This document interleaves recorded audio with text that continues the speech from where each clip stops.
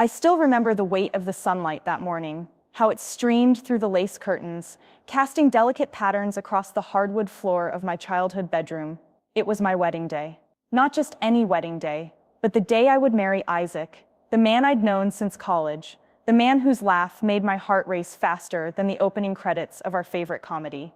I woke at 6:15 a.m., 2 hours before my hair and makeup artist arrived, precisely on schedule, my stomach fluttering like a bird expecting to take flight. I slipped into the silky white robe Isaac had given me on our first Valentine's Day, ran my fingers over the embroidered A on the pocket, and tiptoed downstairs, eager to see Mom and Dad bustling about, offering last-minute comfort and excitement. I imagined them smiling over steaming cups of Earl Grey, Mom in her lavender cardigan, Dad in that worn Oxford shirt he always chose for special occasions. I was their daughter, and this was the biggest day of my life. I deserved their presence.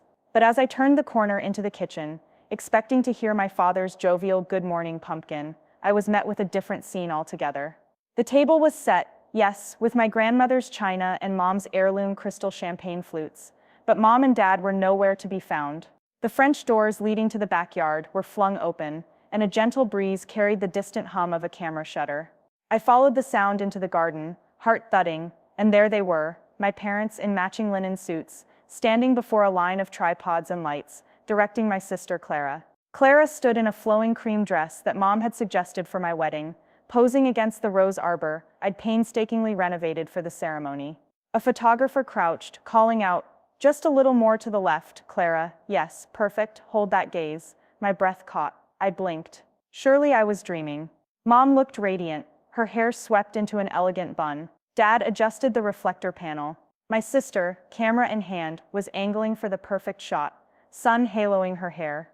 "Wait, what?" I whispered, stepping forward, voice barely more than a sob. Mom turned, makeup brush poised in midair. "Ava, you're up early." Her smile was calm, rehearsed. "Doesn't your dress meet the seamstress at 8? Mom?" The single word splintered into shards of disbelief. "My wedding is at 2. Isaac's waiting, my bridesmaids are waiting. All our guests drove hours." She tilted her head. "Honey, this is important. You know how vital it is for Clara to build her modeling portfolio." My chest tightened. More important than my wedding? Dad lowered the reflector, gaze flicking between me and my sister. "Ava, sweetie, don't be dramatic. It's just a quick shoot. We'll finish up by 9, be back for mimosas." I covered my mouth, my sister's portfolio. Just a quick shoot. My wedding. My wedding. Mimosas at 9. Ceremony at 2. My breath hitched. I backed away. "You're skipping my wedding for her photo shoot?"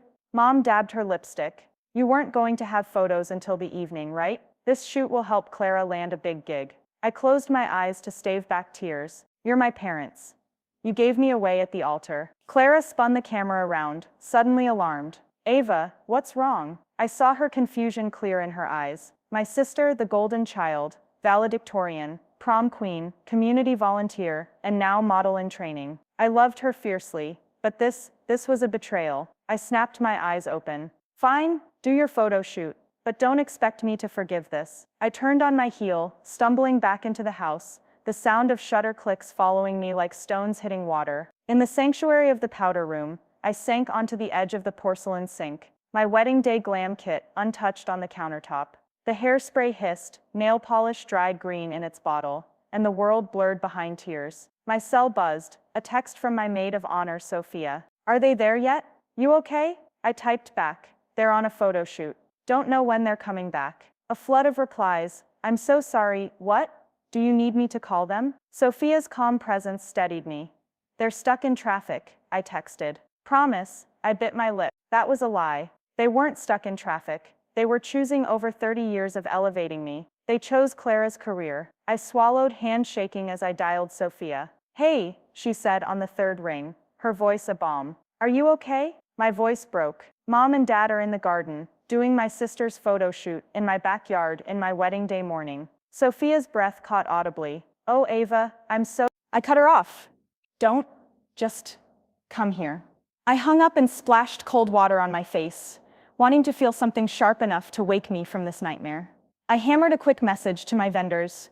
"Please delay bridesmaids' hair and makeup until 11 a.m. We may need a little extra time." Then another, "Florist, hold bouquets until noon." Ceremony start might shift. My phone buzzed again. A calendar invite from Clara. Family photo shoot. Today, 7:09 a.m. I deleted it. I sat on the tile floor, robe tangling around my legs. My wedding dress hung in the bathroom. Immaculate, untouched. Below it lay my mother's wedding veil, handed down from grandmother, my heritage, my hope. The robe billowed as I strained to breathe. I had to rouse myself. Bridesmaids would be arriving. Wedding guests already flew in from Denver, Chicago, Atlanta. None would expect canceled photos, but none expected a late father and hospital hallway reveal. My guard rose, resolve knitting in my gut. This hurt so deeply, but I refused to be a victim. I slid the veil over my head, draped its lace over the mirror. I exhaled, focusing on the lace's intricate swirls, hundreds of intertwined loops, each a symbol of resilience, of lives entwined. I whispered, "For you, Grandma, for you, Dad." And I made a vow. They would regret this. My parents, my sister, regret putting a photo shoot above my wedding. At 9 a.m., Mom finally breezed in, hair freshly done, clutching a stack of photos in her hands. They'd wrapped up in exactly 47 minutes. No, 62, by Dad's own watch. She offered me a bright smile. "Ava, sweetie, look at these, some of the best shots yet." Clara looks radiant. I glanced at the photos, a series of sunlit portraits, Clara laughing against rose petals and vine. I swallowed bile, feigned delight. She does. My voice was brittle, a glass heart cracking. Dad lingered behind, wringing his hands. "Pumpkin, we've got to get ready. Your makeup artist is here shortly." I nodded, standing. "Great, I'll be downstairs in a bit." As soon as I rounded the corner, I slipped into the laundry room and fished out my phone. I tapped rapidly, "Meet me tonight at 8. Backyard," to an encrypted burner group chat. I'd set up months ago, Operation Veil, a half-mocked name I chose for emergencies. Within 5 minutes, replies pinged back from my two best friends, and my co-conspirator bridesmaid, Lat. They confirmed, "We're in. What's the plan?" I exhaled, my pulse rising, with that delicious spark of rebellion. The plan needed to be simple, elegant, and unforgettable. Just enough mischief to make them feel the sting of regret. Just enough gravity to show them what they'd given up. I typed back, Phase 1, photo switch. Exchange Clara's photos in the family album with my wedding photos. Phase 2, venue lockdown. Slight change to backyard layout. Dad's rose arbor needs emergency pruning. Phase 3, guest surprise. Coordinate a flash mob of bridesmaids at ceremony start. Within minutes, the Operation Veil crew was primed. Lat volunteered to distract Mom with veiled questions about flower arrangements. Sam, the florist's assistant, would delay the arbor contractors until afternoon. And Tomas, my DJ, would sneak in a special track mid-ceremony. We laughed quietly at the audacity, at how perfect it felt to take charge after feeling helpless. Eat. Meanwhile, upstairs, I prepared. At 10 a.m., the bridesmaids arrived, and chaos bloomed into laughter. Makeup brushes danced across cheeks. Hairpins scattered on vanity. I swallowed a dud espresso and donned my grandmother's veil, its lace cool and familiar. I let the morning's hurt sharpen my focus. My wedding day would proceed, but on my terms.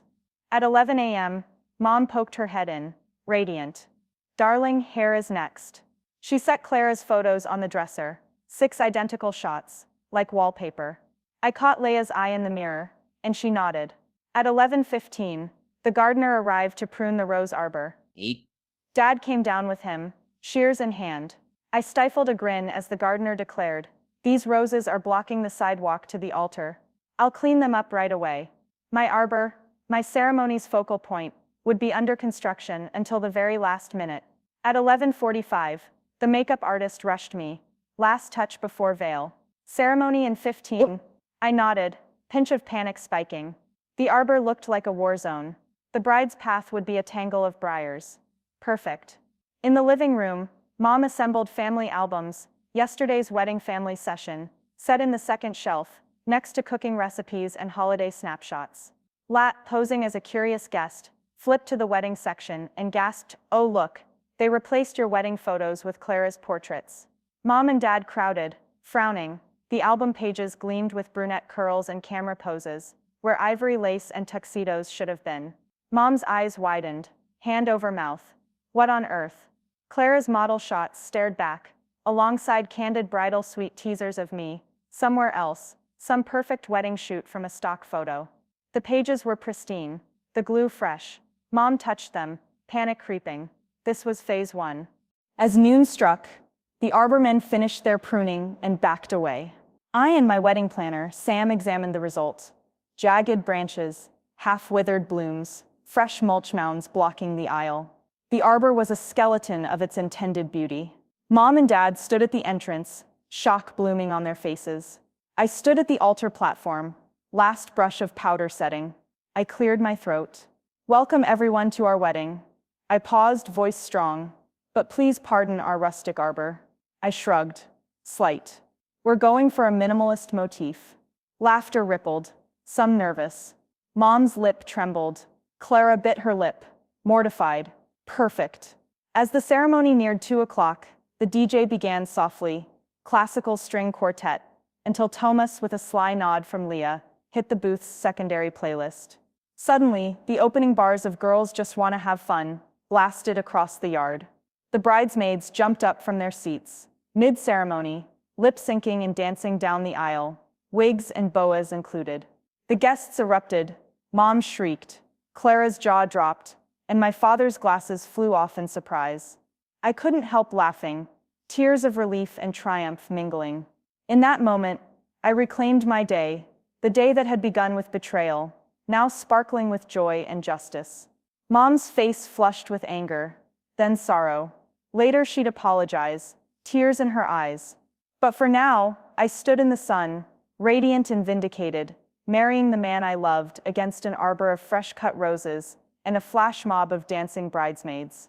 My parents had skipped my wedding to boost my sister's portfolio, but they would never forget how I turned their betrayal into my celebration.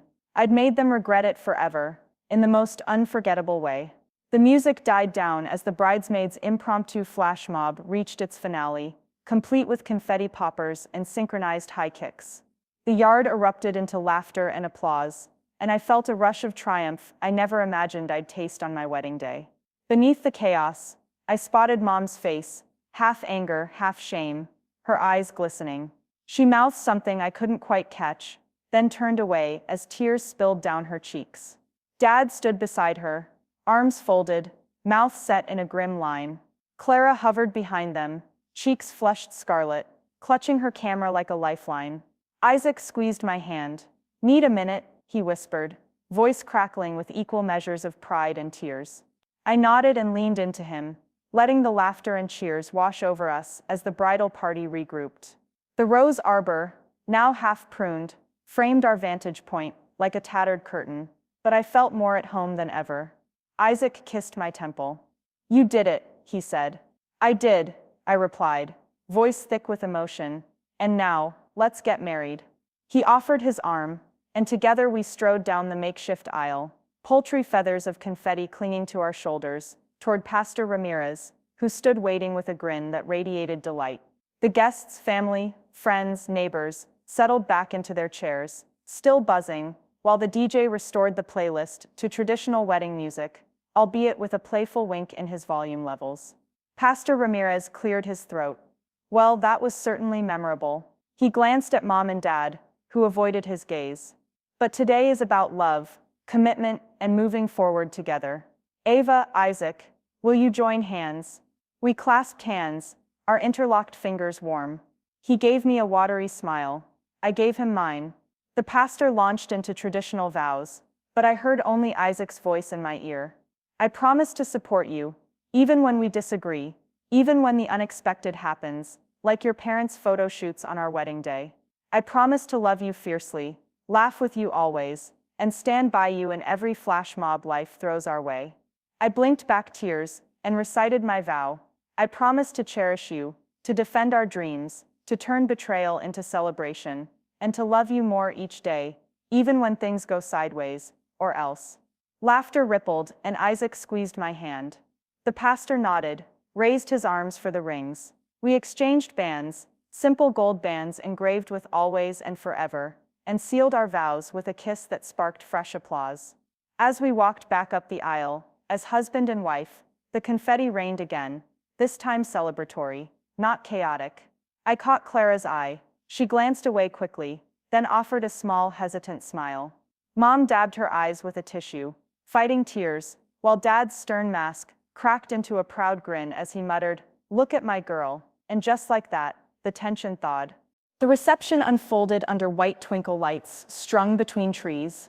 The florist, bless her, had improvised a new arbor of potted greenery and twigs salvaged from the edge of the yard, lending the dance floor a rustic chic look that perfectly complemented our makeshift barn chandelier. Dinner was catered by the local Italian bistro, bruschetta, caprese salad, handmade pasta, and tiramisu that melted on the tongue. The DJ queued up classics, At Last, Thinking Out Loud, and soon the dance floor filled with swaying couples and Uncle Joe awkwardly attempting the cha-cha. I sidled up to the champagne table where Mom and Dad were lingering, Dad nursing a glass, Mom offering guests polite nods. I caught her eye and raised my glass. She hesitated, then stepped toward me. "Ava, may I?" I handed her a flute. She poured herself a sip, hands trembling. I waited. She exhaled, shook the glass once. "I'm so sorry," she said, voice thick. "I got carried away with Clara's ambitions. I should have been there for you. You deserved better." Her eyes brimmed with tears. I felt the old ache of her approval-seeking wash away in compassion. I reached out, squeezed her hand. "I know you love her and me.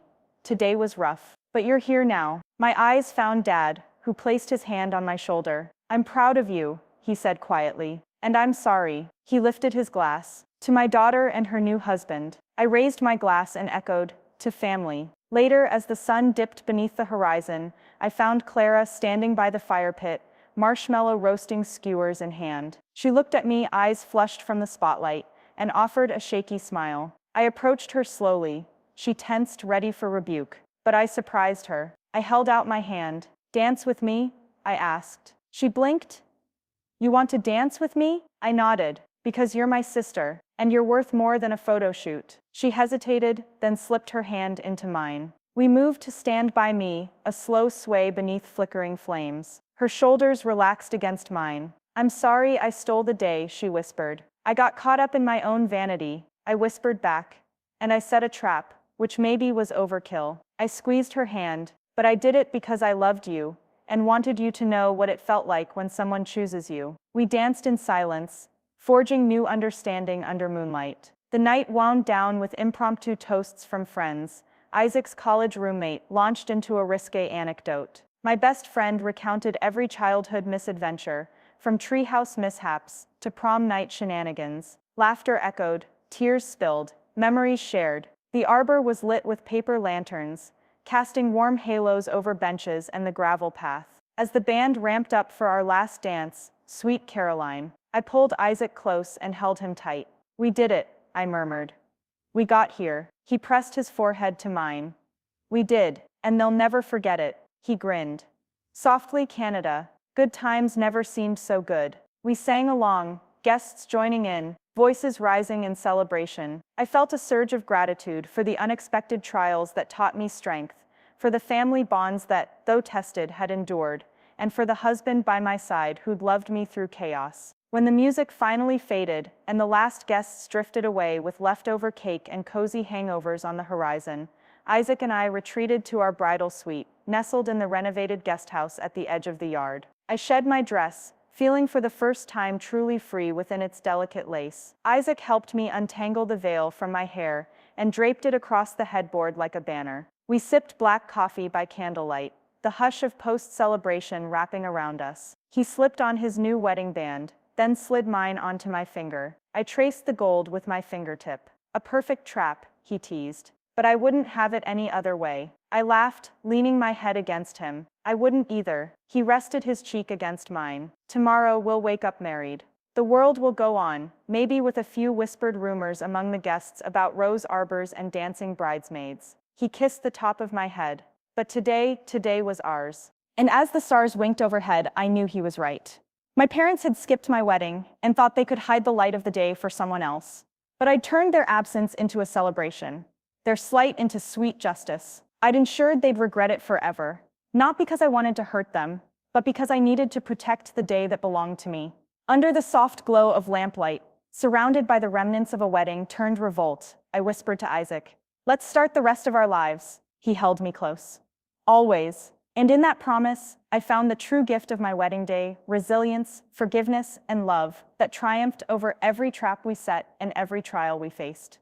Our new adventure was just beginning, one built on laughter, justice, and vows that no photo shoot could ever overshadow.